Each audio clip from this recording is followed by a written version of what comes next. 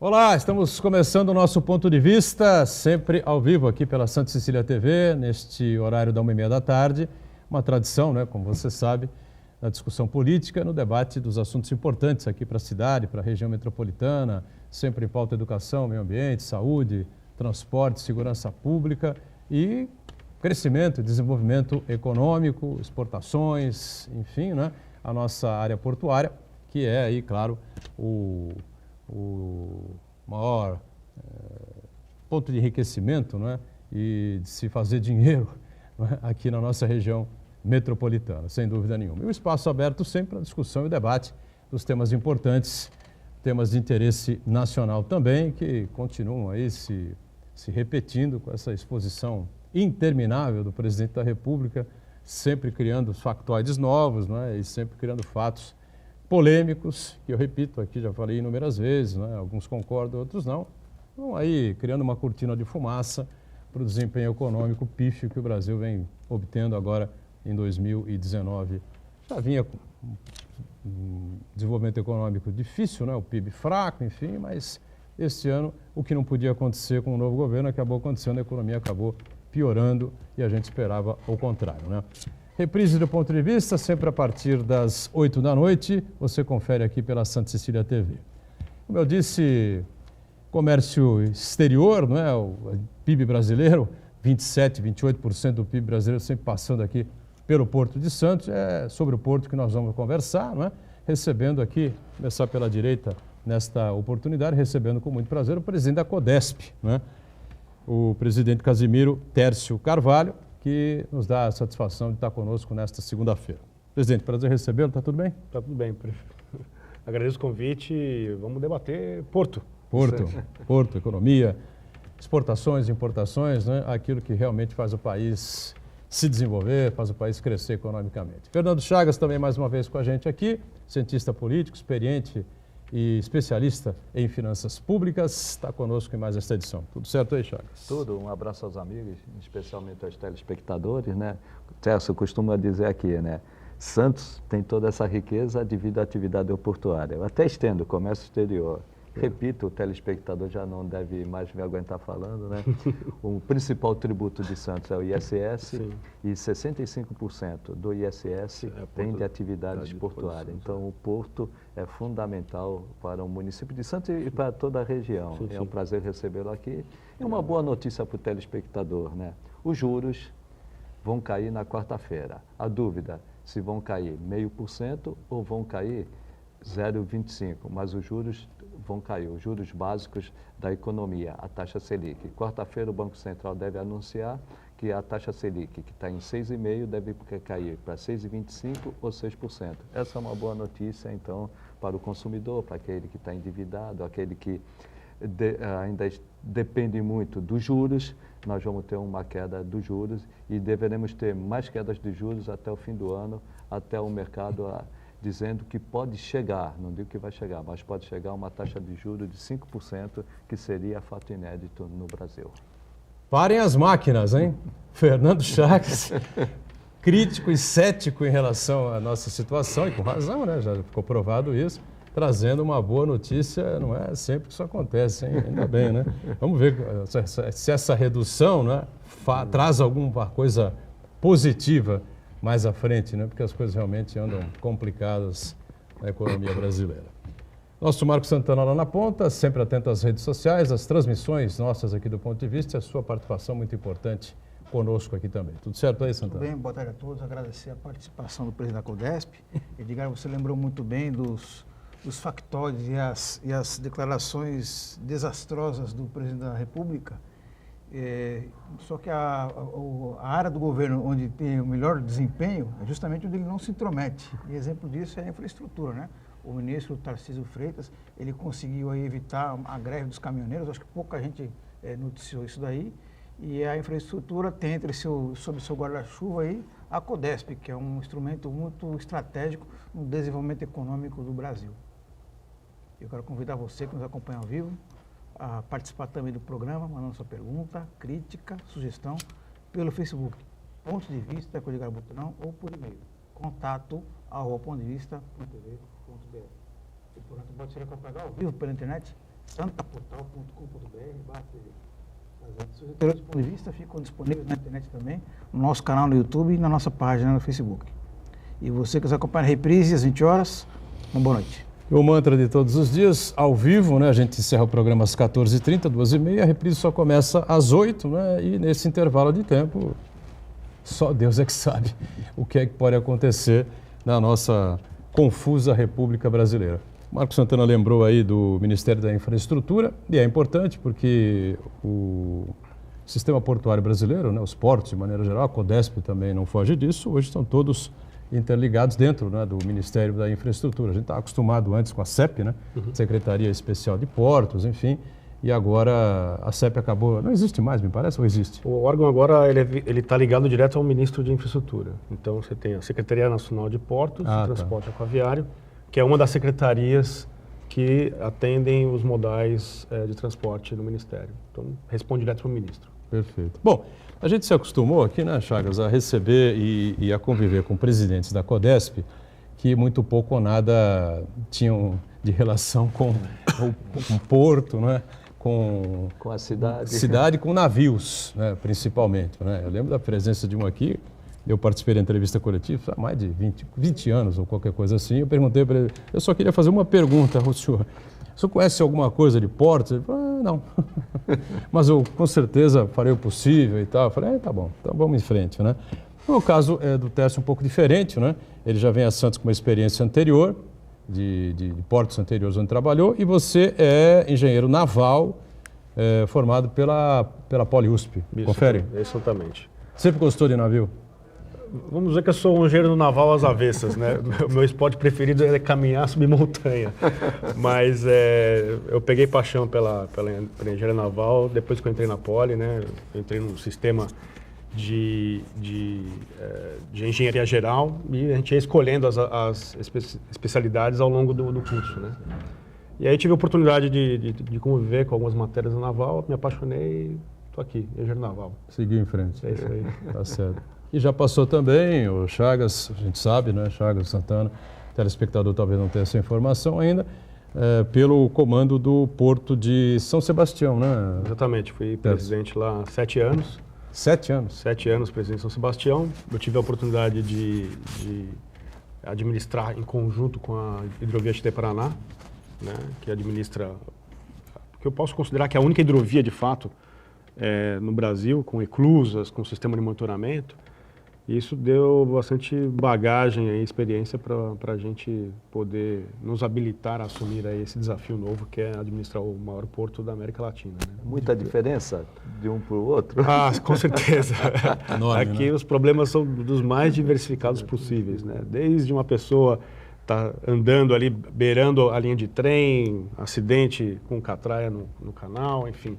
Uma baleia, né, que apareceu já 2 vezes em menos de um mês no canal, enfim, tráfico de drogas, enfim, é uma cidade. O Porto é uma cidade, né? uma cidade dentro de uma outra cidade, né? Que é a cidade de Santos, né? E a movimentação de cargas completamente diferente de São Sebastião para Santos. Sim. Tem termos de comparação. Não. Com certeza, a variedade do que é a proposta do Porto de Santos. Aliás, para atender esse 1/3 da economia brasileira, e a nossa economia sendo pautada em cima da commodity, a gente tem uma diversidade muito grande de movimentação de cargas aqui em Santos, né? Então não é só o container que é importante, mas cada grão de soja, de milho, cada fardo de celulose, cada granel líquido que é operado no porto, seja na importação ou na exportação, tem uma importância muito grande para a economia brasileira. Tércio, aqui a gente sempre teve uma discussão, né? Tecnologia versus trabalhador portuário. Você vindo aqui com toda a sua experiência, como você vê essa situação? Eu acredito que a tecnologia, ela bateu na porta de cada uma das cadeias produtivas e cada cadeia tem que se modernizar e se preparar para essa mudança.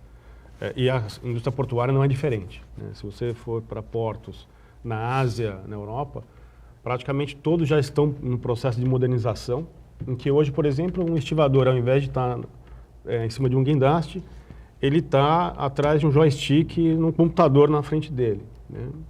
Ah, mas isso vai diminuir o nível de emprego do porto? Não, porque para ter a tecnologia para essa mudança, do trabalhador na beira do cais para um trabalhador atrás de uma tela de computador com tecnologia, precisa muita gente pensando mecanismos, microeletrônica, programação, equipamentos avançados para poder fazer essa mudança. O convite que a gente está fazendo, inclusive, para as universidades aqui da Baixada, é preparar o Porto de Santos justamente para essa revolução na mão de obra. A revolução 4.0. O Porto 4.0. E não é só no emprego, mas na solução. Então, você ter, por exemplo, incubadoras de startups aqui em Santos, com o objetivo de trazer soluções ambientais, soluções que dão eficiência para a operação, é o que a gente está motivando e procurando. Trazer esse conhecimento das universidades, dos centros de pesquisa para dentro do Porto. Usar o Porto como um ambiente de criação. Né? Eu acredito que a gente está no caminho certo ao motivar essa relação com as universidades. Diga, Santana. Presidente, primeiro eu quero cumprimentar o senhor pela escolha da sua diretora de comunicação, a Fernanda Pires, que está aqui acompanhando a gente aqui. A Fernanda trabalhou durante muito tempo no jornal A Tribuna e teve a árdua tarefa de substituir o jornalista José Rodrigues no Valor Econômico, que era o correspondente do principal jornal econômico no Brasil aqui, o saudoso José Rodrigues, foi secretário de Portos, depois correspondente do Valor Econômico aqui, a pessoa que mais entendia de Porto aqui em Santos aqui, e a Fernanda substituiu o José Rodrigues aqui como correspondente do Valor Econômico aqui, com muito brilhantismo, com muita competência. Então, ela deve ser a segunda, né? Que mais entende de Porto. Justamente. E uma boa escolha aí. Tá, Joaquino, não fique com ciúme, por favor. Exatamente. Agora, então, desde a época do José Rodrigues, passando para a época da Fernanda Pires, cobrindo o Porto de Santos, a grande discussão é com relação ao sistema de gestão do Porto, né? Há quem defenda a privatização pura e simples como se fosse a salvação da lavoura, como se fosse uma espécie de bala de prata para resolver todos os problemas imediatamente. E há quem defenda também a regionalização, a municipalização da gestão, né? E aí, muita gente recebeu aqui vários especialistas, como o Fabrício Perdomênico, que ele destaca como um ponto muito importante. Não interessa, não vai fazer muita mudança se quem nomear o diretor do Porto vai ser o prefeito ou o governador, se a gestão continuar sendo política, né? Então eu queria saber do senhor como é que o governo Bolsonaro imagina o sistema de gestão do Porto de Santos, se vai privatizar, se vai fazer uma gestão tripartite, se vai convidar os operadores portuários, os sindicatos para participar da gestão, as prefeituras. Como é que o governo Bolsonaro imagina a gestão da autoridade portuária? Bom, acho que o primeiro passo, bem colocado, Marcos, é o fato de como é que você estabelece uma governança na administração, protegendo a companhia de interesses político-partidários, né? Então, antes de pensar no modelo privado ou público-privado de administração, como que é a organização dentro da companhia. Então, nós estamos investindo muito em governança. Essa governança, ela passa por fortalecer a área de compliance da empresa, normas em que um processo de contratação, independente seja qual for o tamanho do processo, ele siga o rito, né, de transparência, priorização, plano de longo prazo, né, não pensar só nos 4 anos próximos, mas preparar o Porto para daqui 10, 20, 30 anos. Então, essas tônicas na gestão já é uma mudança de paradigma. Quando eu falei muitas vezes já na imprensa sobre a abertura de capital, que é uma forma de você chamar o dinheiro privado para entrar na empresa, né, e aí se discute o controle fica na mão do privado ou fica na mão do poder público. O mais importante se a gente lista na CVM o Porto de Santos, criando uma regra de governança que, além do TCU, além da CGU, além dos órgãos de controle público, tem que seguir as práticas do novo mercado da Bolsa de Valores, as práticas da CVM de publicação dos documentos contábeis, do plano estratégico, enfim. Isso tudo já é um primeiro passo para melhorar o sistema de gestão do Porto. Ele ficar na mão do privado, ou o privado sentar no conselho de administração para escolher parte da diretoria, também já é mais um passo. O fato do Porto ser privatizado por meio de abertura de capital é uma consequência do valor que ele vai gerar e do que a diretoria está propondo. Mas o mais importante é, tudo que a gente está fazendo hoje, nós estamos fazendo com caráter de irreversibilidade. Ou seja qual for a futura diretoria que seja indicada pelo Conselho de Administração, que ele continue respeitando o que a gente está modificando em termos de mecanismos de gestão. Transparência, compliance, controle do dinheiro público, né? Controle do dinheiro privado, ou seja, independente de quem que seja o dinheiro, tem que ser respeito pela empresa. Meritocracia, né? Então hoje, por exemplo, nós estamos discutindo agora a ACT. Hoje, todos os funcionários ganham o mesmo tipo de benefício. O que é mais justo? Você ter um sistema de meritocracia. Avaliação e que você pague o bônus ou um PLR em função dos resultados que cada colaborador entregou para a companhia, ou cada gerência entregou para a companhia. Cada setor. Exatamente, é essa a proposta. Né? Hoje, por exemplo, a diretoria recebe, parte do salário da diretoria é variável em função das metas que a gente atinge, que são metas acordadas com o Ministério da Infraestrutura. A gente quer transferir essa remuneração variável para o nível de gerente. Então, eu vou descer um nível superintendente e outro nível de gerência. O gerente também vai ter a parcela dele com uma remuneração variável em função das metas que aquela gerência atingir, acordado com a diretoria. Então, esse processo de responsabilização, de meritocracia, é uma mudança cultural que é difícil, né? Porque o funcionalismo público ele está acostumado com aquele cenário de estabilidade financeira, de estabilidade no emprego. A crise do Brasil nos últimos anos demonstrou que o Estado não pode mais ficar nesse sistema de estabilidade funcional. Né? Precisa entregar resultado e precisa correr o risco que o privado corre também. Então, você continua empregado se você entregar resultado. Né? O senhor tocou num ponto muito importante, seria abrir o capital e o controle da CVM. Esse plano já está sendo elaborado para ser apresentado, porque aí nós teríamos, sim, uma segurança para que o investidor privado que nós precisamos, como o senhor bem falou, e eu canso de falar aqui, o Estado brasileiro quebrou, nós precisamos o quê?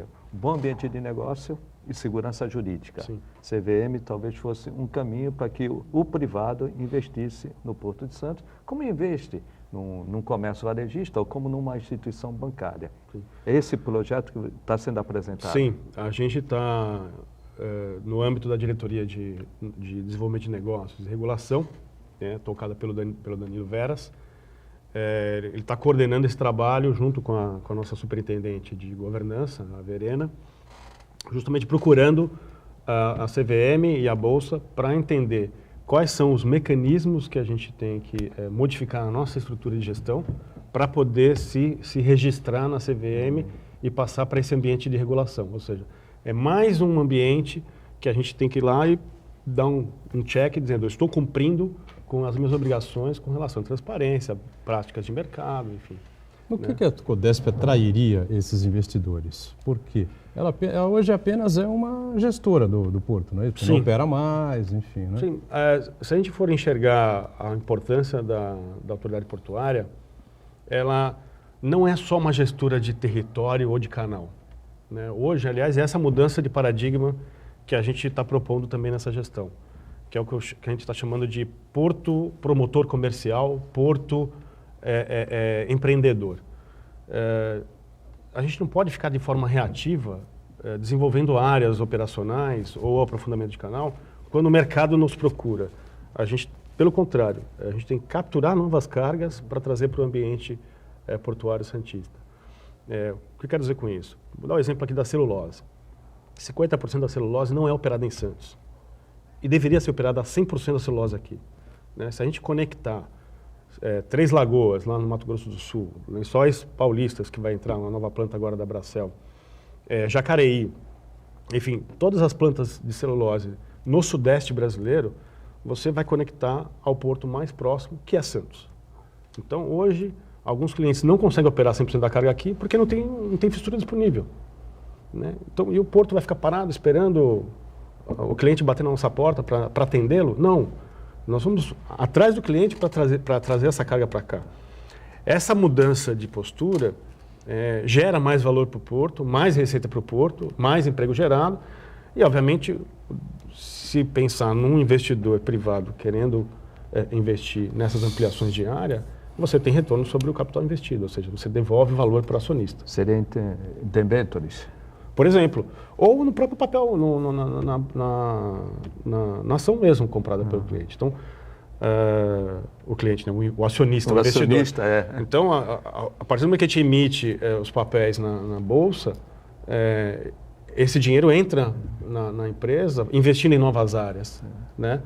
E muita gente acha que a função do porto organizado só está dentro da poligonal, né? Que eu até batizo como poligonal administrativa, que, na verdade, nada mais é do que uma poligonal em que eu faço gestões de contrato dentro dela. Mas nada impede que nós, como autoridade portuária, por exemplo, possamos desenvolver novas áreas como Bagres, como Caneu, como dique de furadinho, por exemplo, que está na mão da Uzi Minas. Mas, Uzi Minas, vamos desenvolver junto essa área? Teria uma atividade comercial, no por caso. exemplo. Presidente, agora só uma questão. Como ficaria o controle acionário da empresa? A partir do momento que você disponibilizará na Bolsa de Valores, quem vai finalmente dar as cartas, quem vai tomar as decisões importantes? Vamos lembrar que a Petrobras é uma estatal também, mas tinha uma grande influência do governo, inclusive com a indicação política para cargos de diretoria, cargos estratégicos, e deu no que deu, né? Como é que... Então, a gente não fechou ainda a questão do controle acionário, né? Se 51% fica na mão do governo... Aqueles pequenos acionistas já não existem mais hoje. Não, né? não existem mais. A Codesp é dona de 100%. Na verdade... Ou a União, né? Não sei. A União, ela detém 99,9% das ações. A Prefeitura de Santos tem, acho que 3 ou 4 ações. Num movimento de abertura de capital, você, inclusive, pode, respeitando a questão da regionalização, você separar um percentual das ações para o Estado e para o município, né? Por exemplo, Roterdã, 70% das ações pertencem à municipalidade de Roterdã e 30% ao Estado Nacional da Holanda, né? Aqui você poderia ter um percentual das ações que são públicas e dessas ações públicas você dividiria entre Estado, União e município, obviamente cada um aportando o valor de face da empresa, não é só entregar a participação. E o privado ficaria com o restante. O importante é, qual é a regra de escolha da diretoria executiva, por exemplo? Ela tem que ser sabatinada pelo Congresso, por exemplo, ou pode ser feita uma contratação via uma consultoria estratégica de recursos humanos, né? Um headhunter. Então, hoje, por exemplo, está aberto o processo de seleção para superintendentes do DENIT, regionais, né? Então vai ser um processo seletivo aberto, que hoje o DENIT está coordenando, é inovador esse processo, né? Se não me engano, acho que o próprio governador Dória também fez alguma coisa nesse sentido, né? De contratar via processo seletivo os cargos de confiança, né? E é uma tendência dessa mudança, desse novo comportamento do setor político, né? Agora, precisamos saber se isso vai continuar nas próximas gestões. Então, a abertura de capital, a governança é para proteger isso, né? Muito bem, vamos aproveitar e fazer um intervalo e voltamos já na sequência do Ponto de Vista, em instantes.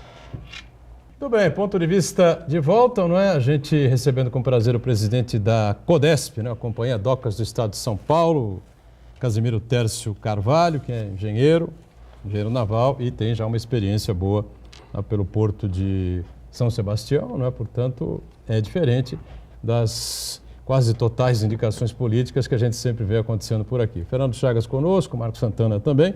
E eu queria já de imediato, né, entrar na nossa polêmica eterna, né? Aqui, o Tércio não é de Santos, né? Você não nasceu aqui, sou paulista, mas já sou santista. Você já é santista por adoção. Já estou pagando IPTU, já nessa. Está torcendo pelo Santos também? Está torcendo pelo Santos, claro. Né? Agora, evidentemente já sabe dessa eterna polêmica, essa lenda urbana que virou a ligação seca. Tem a história lá, 60 e tantos anos para trás, o Prestes Maia fez, 70 anos para trás, o Prestes Maia fez aí um desenho, né, com 3 ligações secas, era Santos ligando Santos, né? Não era bem Guarujá, ainda ia existir Guarujá, enfim, né? E nada disso aconteceu. né? Então, a gente não pode ficar cobrando aí do presidente da CODESP, do prefeito, do governador, enfim, tem que ser com calma, estudos têm que ser feitos, enfim, porque a chance que havia lá atrás acabou não acontecendo, né? Mas, afinal de contas, qual é a visão sua, não é, como hoje presidente da CODESP, um engenheiro técnico, um cara técnico, não é, que gosta de porto, atua no porto, tem já uma boa experiência, enfim, em relação a essa ligação ou as ligações, enfim, que serão necessárias? Bom, acho que o primeiro ponto mais importante é quais os critérios que nós vamos utilizar para eleger o que seria uma melhor travessia seca, né, uma ligação seca. É importante? É importantíssimo, porque hoje quem depende da catraia, quem depende das barcas, quem depende da balsa para ir trabalhar todo dia é a população. Então, o primeiro ponto, a população precisa ser ouvida, né? Então, o cliente da travessia precisa ser ouvido. E o cliente da travessia não vai pegar uma estrada lá no meio da Anchieta para sair do outro lado na Domênico Rangoni. Segundo, quem é o segundo cliente da travessia? O usuário do porto, né? O usuário como caminhoneiro, como troca de cargas entre margens. Quem é o terceiro? É o navio, né? A gente não pode ter uma travessia seca que inopere ou barre o crescimento do Porto de Santos.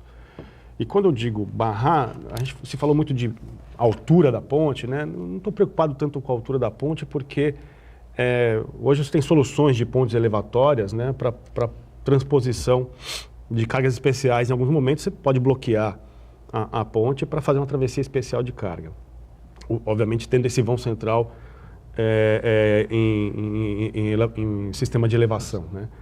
Mas o que nos preocupa é justamente a impedância, a dificuldade que a ponte gera no tráfego de embarcações. Hoje, o ponto mais crítico do Porto de Santos é justamente o canal. Então, cada 15 minutos que a gente perde de operação numa manobra, é 1 hora de repercussão de operação num terminal. E aí é onde eu quero chamar a atenção, né? Então, a nossa crítica hoje ao desenho, né, da ponte é esse, né? Nós, obviamente, estamos chamando a comunidade portuária toda para se preocupar com o projeto, para entender melhor. Um terminal da Ponta da Praia pode sofrer com a ponte, mesmo a ponte estando no Sabuó, né? Ou seja, um navio que demora um pouco mais para fazer uma manobra e que a ponte está em cima da bacia de evolução daquela região, vai repercutir na Ponta da Praia. E entender quais são as soluções disponíveis no mercado hoje de engenharia para dar essa solução. Se vocês forem para os fóruns de debates de engenharia naval e engenharia portuária no mundo, as soluções que têm sido adotadas para a travessia seca entre portos, entre margens do mesmo porto, é o túnel submerso, né? Então você tem soluções de ponte, soluções de túnel escavado e soluções de túnel submerso. Qual a diferença do escavado para o submerso? O escavado você consegue fazer o escavado em ambiente em que o solo seja mais seco e ele seja mais rígido. Então você usa aquele tatuzão, o shield, que é o caso do metrô, que é o caso que a Ecovias fez na Serra do Mar. Exatamente. Que é o que está sendo feito, por exemplo, lá em São Sebastião, na Tamoios, né, na Nova Tamoios, na descida. Então você tem um tatuzão que ele vai perfurando o terreno e vai colocando as cavernas, né, em concreto armado. Mas essa tecnologia não se aplica aqui Não, porque se você colocar o tatuzão aqui, vai encher de água tudo.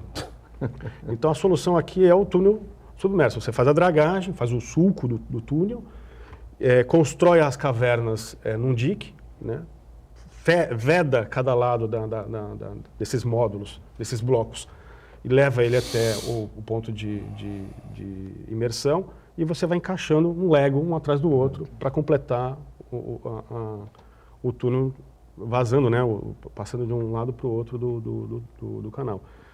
Vários portos estão fazendo isso. Porto que utiliza a ponte como ligação seca é justamente quando ele utiliza uma ligação seca em que não existe planejamento portuário para aquela área. Então, quando esse projeto foi concebido, em nenhum momento perguntou-se para a autoridade portuária qual é o planejamento territorial da autoridade portuária. Como foi colocado anteriormente, a nossa postura hoje é justamente olhar para o fundo do canal como área de expansão portuária, né? Então, tem demanda. Eu mencionei da celulose aqui anteriormente, mas o fertilizante é o mesmo problema. Hoje, o Tiplan, o Termag estão carregados de fertilizante, ou seja, e nós temos uma fila aí de 2 dígitos de navios na Barra querendo descarregar fertilizante. Então, presidente, só um minutinho, desse assunto, presidente, a gente recebeu aqui, questão de um mês atrás, o deputado estadual Kenny Mendes. Ele disse que, acabando o programa, ia ter uma reunião com o senhor, que ele ia propor uma solução que seria que a Ecovias utilizasse esse recurso que ela tem provisionado para fazer a ponte, ela realizar o túnel, né? E parece que o senhor ficou entusiasmado com a ideia, né? Aí a gente depois se questionou muito como é que seria a solução jurídica disso daí, porque a Ecovias, ela construiria a ponte em troca de uma extensão do contrato dela por mais 30 anos, né? E outra coisa, se ela poderia pegar esse recurso de um lado para investir no outro, e outra coisa, como é que ficaria se é uma obra no Porto de Santos? Não deveria haver uma concorrência pública, abrir para outras empresas interessadas em realizar esse trabalho. Como é que fica então a solução jurídica para essa alternativa? Bom, a gente está estudando, estamos fazendo 2 tipos de estudo hoje, Marcos. Primeiro é uma avaliação jurídica de como que a gente colocaria as perimetrais no âmbito de concessão da Artesp. Tá?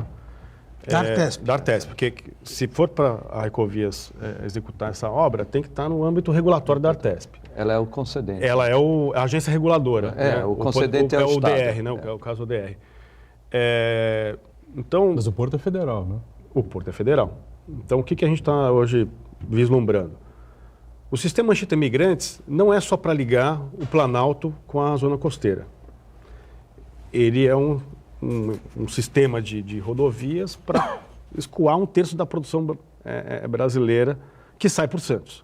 Né? Então, tem uma importância para o Porto de Santos fundamental o sistema Anchieta Imigrantes. Pensando dessa forma, as perimetrais que hoje sofrem muito com o problema da interferência ferroviária com o rodoviário, com o tecido urbano, enfim, nada mais são do que prolongamentos do sistema Anchieta Imigrantes para acessar o porto.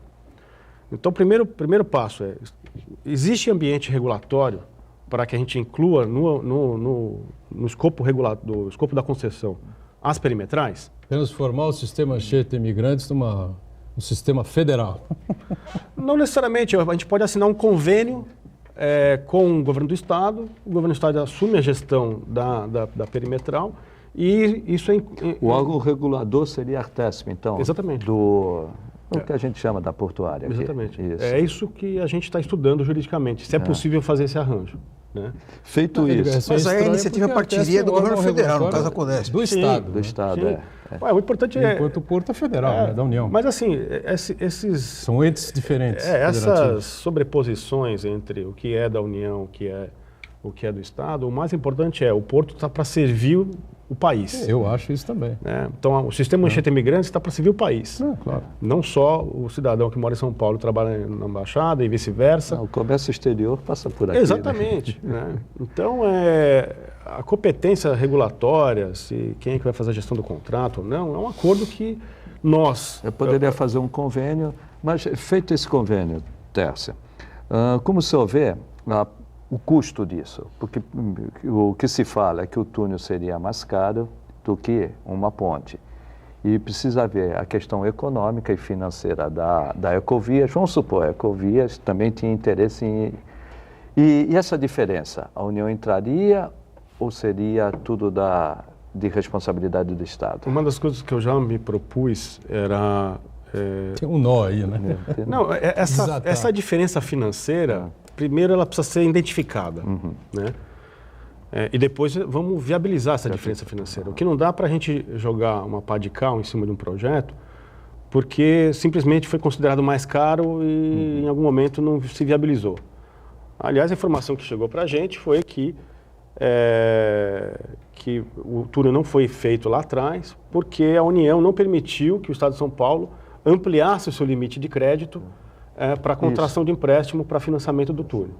Né? Ou seja, mais uma vez a política passando na frente do interesse técnico, do interesse do desenvolvimento regional da Baixada. Esse túnel Rodrigues Alves. Rodrigues Alves? É. Ligando lá na prainha de Vicente Carvalho. O governador era Geraldo Alckmin, a presidente era Dilma, né? isso. Dilma Rousseff, né? Exatamente. Então, o que a gente pegamos esse projeto, né? E um outro ponto importante é a própria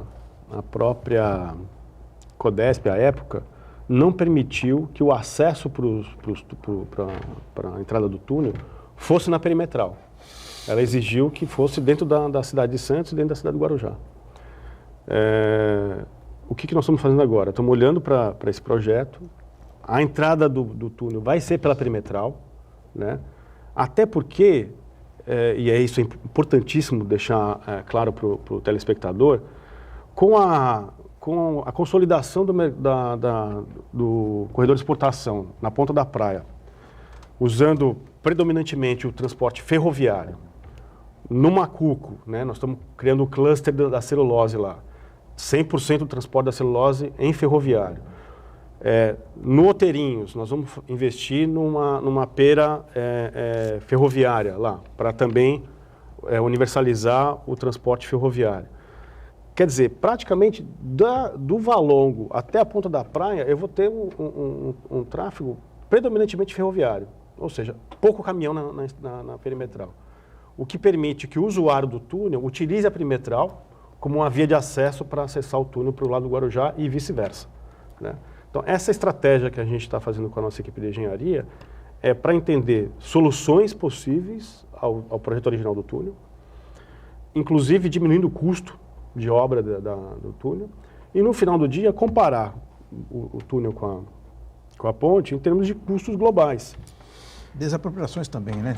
Principalmente desapropriação, né? O que nós estamos propondo que é o alinhamento do túnel na Verdadeira Senador guerra aqui em Dantas, Santos. né? Alinhado com o VLT, e a passagem pela... Não entraria em Santos, não seria na Rodrigues Alves, como estava previsto na anterior. Até porque na Rodrigues Alves você não tem o uso do VLT no túnel, né? O que a gente está olhando como projeto, e é assim, você pode perguntar, Tércio, por que você está preocupado tanto com o túnel para resolver o problema de mobilidade urbana? É função da autoridade portuária, alinhado com a relação porto-cidade, pensar no cidadão e a sua relação com o porto. Claro. Então, quando a gente advoga a favor da população com relação à travessia seca, é um ato de gestão focado na relação porto-cidade. Nessa dimensão, como ficaria a balsa? O túnel, ele consegue absorver de 70% a 100% da demanda da balsa. Então, eu posso até manter a balsa. Uma atração turística. Ou né? como alternativa também para o usuário. Eu vou diminuir o tempo de ciclo da balsa. Aliás, hoje, a balsa ela perde cerca de 3 a 4 horas operacionais durante o dia e vai aumentar esse problema, porque o número de navios vai aumentar, a quantidade de navios vai aumentar. Então, essas paradas, né, esses atrasos na operação da balsa vai entregar um serviço pior para o cliente. Então, se eu conseguir migrar boa parte do percentual da balsa para o túnel, eu diminuo o número de viagens da balsa, mantendo o serviço. No caso extremo, não tem necessidade, não tem mais usuário, você desliga o serviço, porque o túnel vai estar atendendo 100% da demanda, né? Vamos fazer mais um intervalo, tá? E antes fica a pergunta de $1 milhão, ou $1 bilhão, né? Por que a União não faz o túnel? Ou a Codesp? O intervalo, voltamos já já. Muito bom, de volta aqui a sequência do Ponto de Vista. O Marcos Santana tem um registro de participação com a gente também, é isso? Isso, registrar a pergunta que o presidente acabou de responder com relação à ligação seca entre Santos e Guarujá. O Valmir Lopes, colega jornalista do Marapé, acompanha. Obrigado pela audiência aí, Valmir. Um abraço, Valmir. E fica a pergunta, por que a Codesp, por que a União não faz esse túnel? Bom, a Codesp tem um orçamento, né? Sim, tem um Bem orçamento poupudo. e tem as suas prioridades também, né? Nós temos que resolver o problema de portos, problema trabalhista, enfim, tem um passivo aí para ser resolvido, inclusive para melhorar o valor da empresa na hora de abrir o capital. Tem obra de dragagem para fazer, né? Anteriormente... Dragagem é com a Codesp ainda? Não, né? Na verdade, é nossa, era da União, sempre a CEP fazia o investimento na dragagem. Agora a gente assumimos a responsabilidade de proteger os acessos, né? Isso saiu na MP 882 da liberdade econômica. Então, é função da autoridade portuária proteger seus acessos terrestres e seus acessos aquaviários. Inclusive, quando eu falo de proteger o acesso aquaviário, é justamente túnel é melhor que ponte, né? Protege o funcionamento do canal. Quando a gente quer viabilizar o acesso da perimetral no ambiente de concessão, de qualidade que é o serviço concessionado no Estado, também quero proteger o acesso ao porto do ponto de vista terrestre. A pergunta de $1 bilhão de dólares. Ou $1 bilhão. Ou $1 bilhão de dólares. Por que não a União fazer a obra, né? A gente tem que entender qual é o ambiente regulatório que justifica a concessão do túnel, né? Meu entendimento é que é do Estado, o poder concedente do serviço, né? Que é transporte urbano, principalmente dentro de região metropolitana. O fato do VLT passar pelo meio do túnel também atribui ao Estado essa responsabilidade. Mas mais do que a responsabilidade de quem faz a concessão, como que a União pode ajudar a viabilizar o túnel em detrimento da ponte, né?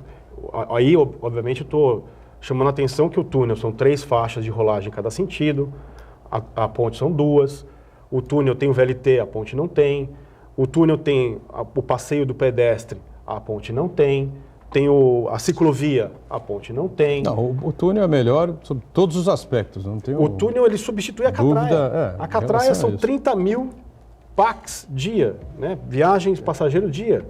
E estou ali, naquele alinhamento, né? Sem contar os benefícios de transposição entre as margens, que vai beneficiar novos empregos do lado do Guarujá, novos empregos do lado de Santos. A ideia é ótima. Né? A família que mora no Guarujá trabalha, a parte da família no Guarujá, a parte da família trabalha em Santos e vice-versa. Indiscutivelmente, a melhor solução é o túnel, a gente concorda plenamente. O que a gente tem discutido... a realização, né? Mas assim, até agora a gente não contabilizou qual é a diferença, quanto que precisa colocar no túnel para viabilizar, né? Se uma concessão não para de pé, essa PPP precisaria de quanto de aporte da companhia, no caso o interesse é da companhia Docas, né? A gente tem conversado com o Ministério da Infraestrutura de os recursos das outorgas, das licitações, né, dos arrendamentos futuros serem direcionados para obras de melhoria da operação portuária no ambiente portuário. E no meu entendimento, esse túnel ele protege o canal, então faz sentido a Codesp pegar recursos de outorga e investir nessa diferença para viabilizar o túnel. Agora, o primeiro passo vamos apresentar soluções junto com o governo do Estado, vamos buscar o diálogo, esse ambiente de diálogo que a gente está querendo promover. Tércio, a minha dúvida seria, indo pelo custo, né? Você falou em outorga. Até pelo teto de gasto, independentemente do teto de gasto, está difícil a União, ou o Estado, o município, ou qualquer ente da federação investir porque o Estado está com dificuldades. Inclusive, não se investe nem 2% no Brasil em infraestrutura. Isso é um problema que... Seria, então, no meu modo de entender, seria uma concessão. Essa concessão, a outorga, aí é a minha dúvida quando se fala em Paulo Guedes. O Paulo Guedes vai querer cobrar essa outorga, aquele inicial. Não seria mais interessante não cobrar esse inicial para que tivesse maior atração de concessionários Sim. participando e viabilizasse? Sim, mas o que foi advogado, né, falado pelo governo do Estado, é que o túnel não para de pé sozinho. Então, nem essa outorga onerosa o concessionário conseguiria pagar para o Estado. Se ela não para de pé sozinho, o quanto que precisa de aporte, né, é como a concessão da Tamoios. A concessão da Tamoios era uma PPP, né? Era previsto o Estado aportar na concessão da Tamoios, se eu não me engano, eu acho que era 150 ou 140 milhões ano, né, durante o período de concessão. Quem ganhou lá a concessionária, na hora do leilão, ela iria exigir a menor contrapartida do Estado. Quem ganhou exigiu 1 centavo. Ou seja, enxergou valor no projeto, fez conta e... É viável. É viável. É a mesma coisa aqui. Então, quanto que precisaria da contrapartida do Estado por ano? Não sei, 20 milhões? Na hora do concessionário fazer o lance... Vamos dizer, o leilão. O leilão. Ele vai dar o lance do menor contrapartida.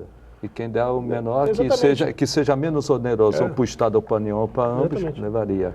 Isso pode ser numa parcela à vista, isso pode ser numa parcela anual. Inclusive, é possível discutir que a Companhia Docas pague anualmente uma parcela desse objeto da concessão, né? E isso seria cobrado via tarifa aquaviária, ou seja, eu fiz uma obra para fazer a ligação seca, para usar o canal, eu estou protegendo todos os usuários do canal, então essa contrapartida poderia ser aferida à tarifa portuária. Ou seja, tem engenharia financeira, tem engenharia tarifária e tem engenharia para resolver esse problema.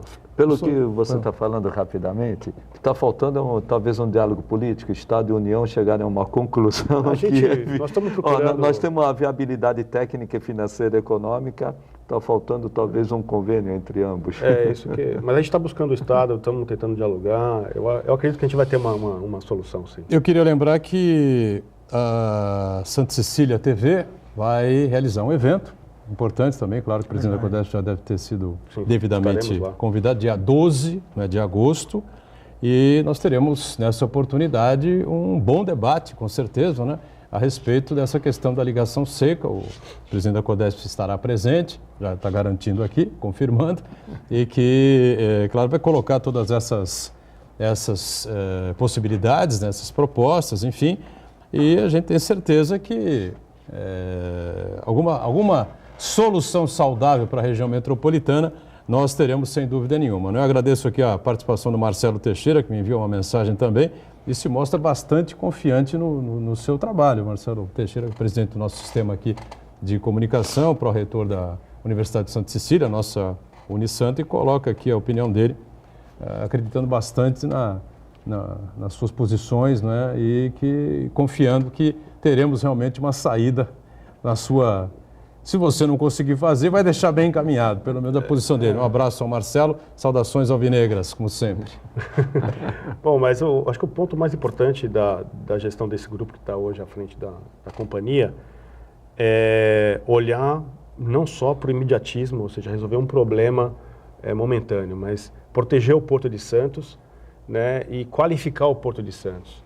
É muito fácil a gente falar assim, nós somos o maior porto da América Latina e ter tantos problemas como a gente tem hoje no dia a dia, né? Eu gostaria de, ao fim dessa missão, a gente olhar para trás e falar assim, hoje nós estamos deixando na mão dos santistas o melhor porto da América Latina.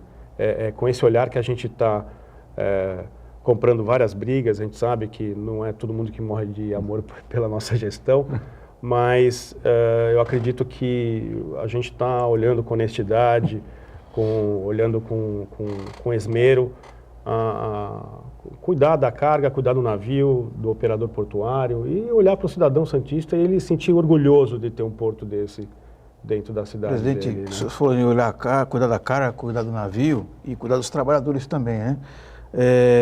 Um grande problema que se enfrenta é a situação do Portos, que está em situação calamitosa, dívidas estimadas em 3,5 bilhões.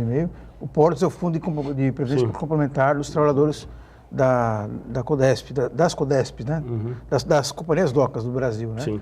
O que o governo federal, mais especificamente, planeja para resolver essa questão que é tão problemática, que envolve a vida de milhares de famílias? Muito boa pergunta, Marcos. A gente, desde o momento que a gente assumiu a gestão, nós fizemos todas as semanas reuniões em Brasília para dar uma solução para o Portos. Conversamos com a Previc, com a BBPrev, com o interventor no sistema Portos. Conseguimos achar uma solução, né? Eu tive pessoalmente envolvido, junto com o Fernando Biral, que é o nosso diretor de administração, em buscar essa solução para todos os portos que participam, né, que são patrocinadores do sistema. Chegamos nessa solução, tivemos uma proposta de transição para os próximos 2 anos, porque qualquer solução que a gente dê para o Portos demoraria 1 ano e meio para fazer essa migração hoje do Portos para um plano de saúde do Banco do Brasil, que é o BBPrev, e com toda a anuência da Previc, com a separação dos planos, e cada DOCAS ia cuidar do seu.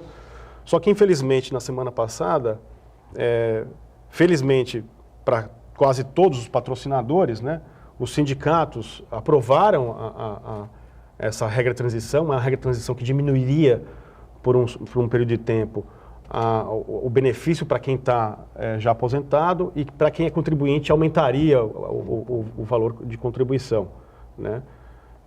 Mas, infelizmente, o sindicato do Rio de Janeiro e o sindicato de Alagoas vetaram esse modelo transitório.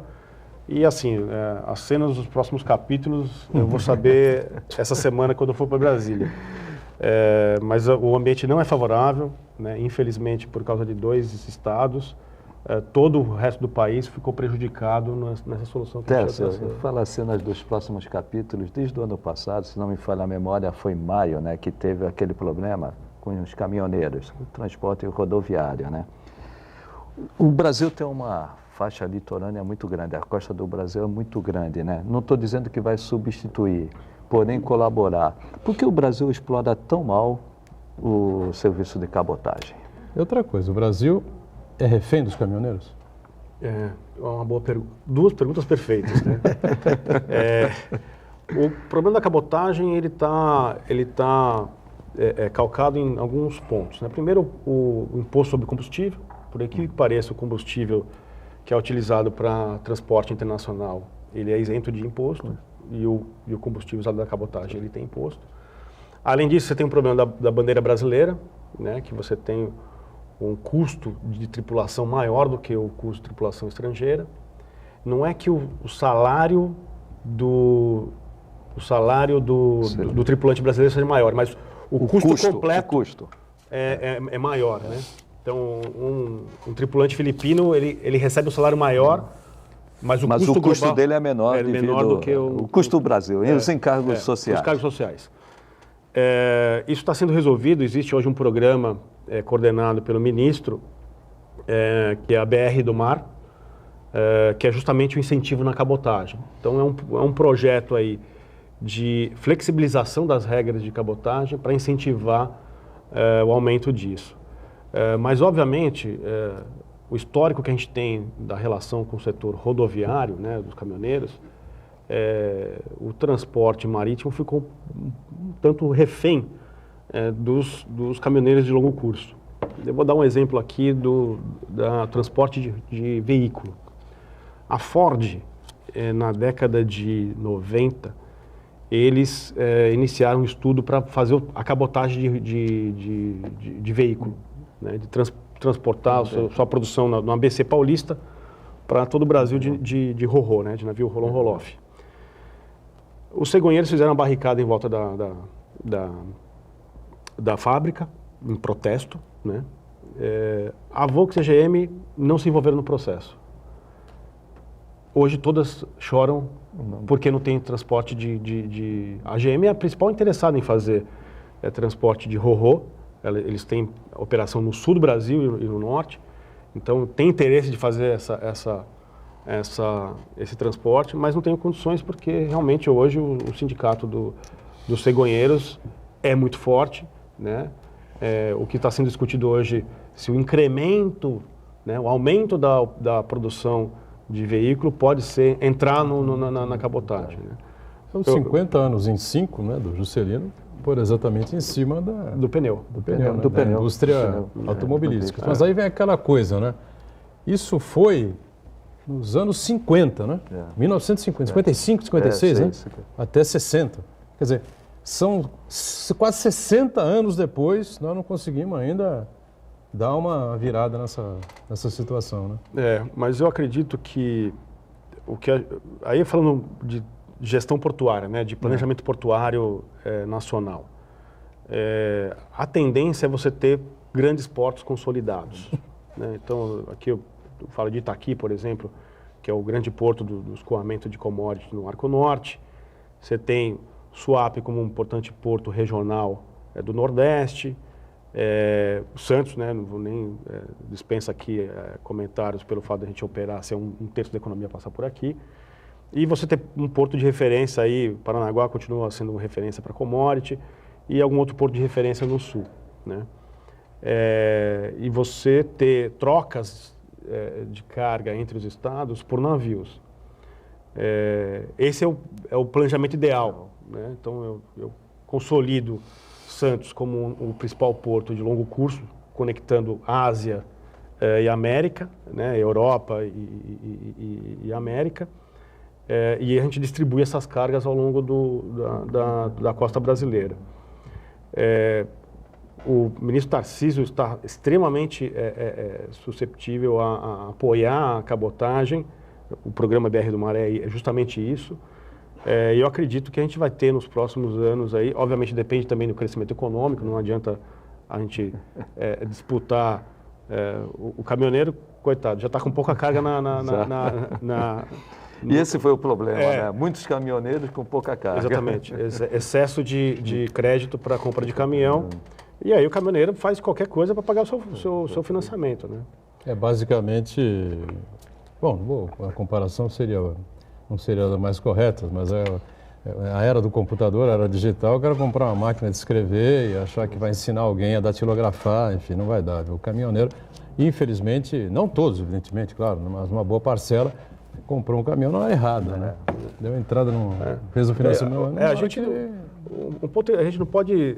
O caminhão tem uma função na cadeia, né? O porta a porta só existe por causa do caminhoneiro. Claro. Então a função dele, ele sempre vai existir na matriz modal. Hoje, por que pareça, você tem motores, cavalos, né? Motores de caminhões são extremamente eficientes. Né? Hoje você tem já o S10, ou seja,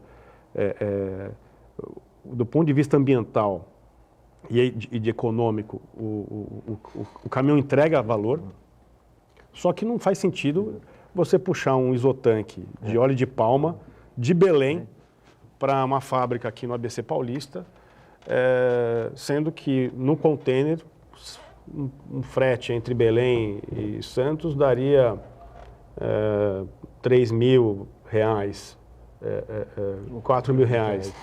E o caminhão vai pagar aí 12, 15 no mínimo, né?